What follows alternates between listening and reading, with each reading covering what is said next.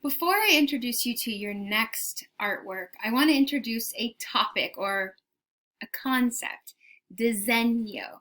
Disegno, Italian for drawing or design. In the Renaissance, during the Renaissance period, artists considered drawing, or disegno, to be the external physical manifestation of an internal intellectual idea of design. Let's break it down. Disegno is the concept that drawing was a physical manifestation of one's divine intellect. That through designing and drawing or drafting, an artist is expressing their God-given talent. And it is this concept of disegno which also feeds into the higher status of the artist. It's one of the reasons why all of those artist notebooks are saved, like Leonardo's journals. It's not that no artist never made journals before. It's just that they never were saved or protected like before. And now with the rise in the status of the artist, we're saying, oh, wait, save that drawing, save that design. It's a physical manifestation of their talent.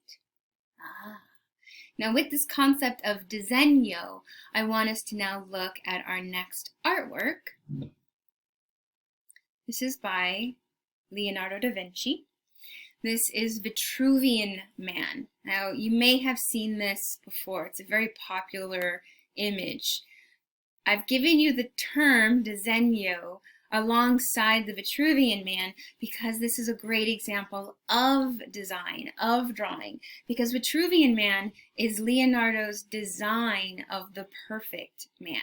Now this is taken from a page in one of his journals. You can see his backwards writing there, and then he's drawn out his design of the perfect man. The Perfect Man by Leonardo, so you might be thinking, why is it titled Vitruvian Man? Why isn't it titled Leonardo Man, Da Vinci Man?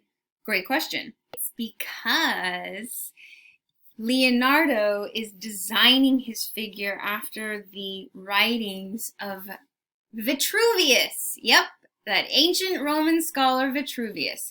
Vitruvius, who said that the world is in perfect harmony with perfect circles and perfect squares, and that for humans to live in perfect harmony, we must also manifest perfect circles and perfect squares.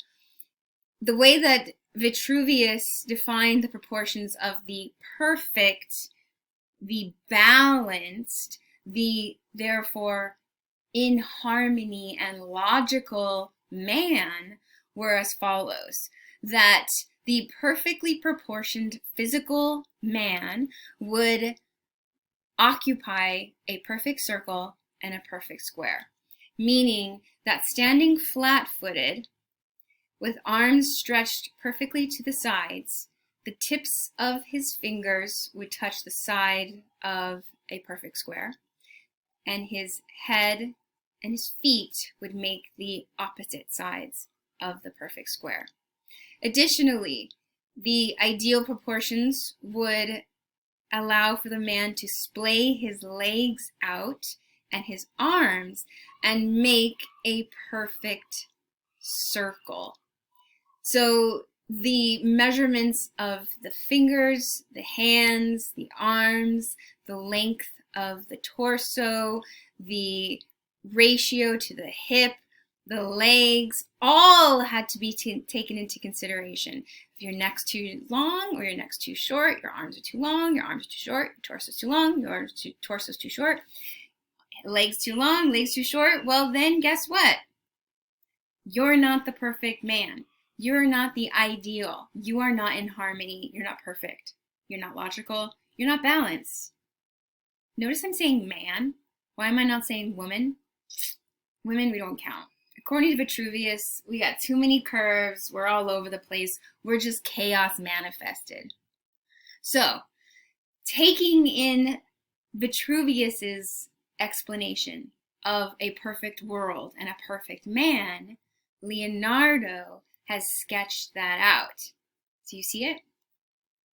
Perfect circle, perfect square. Now, while it seems easy enough for one individual to have those exact proportions is quite difficult. And so Leonardo has mapped it out or designed these proportions. Now, this pursuit of the ideal or the perfect is not new to Leonardo. The idea of the perfect is seen in a lot of Renaissance artists' works. They will refine figures with this person's perfect nose, and this person's perfect eyes, and this person's perfect chin, and then place them all together to make the ideal or perfect person with the perfect eyes, the perfect nose, and the perfect mouth and chin. So what we see here is simply another element of disegno, of designing this perfection that Leonardo does based on the writings of Vitruvius.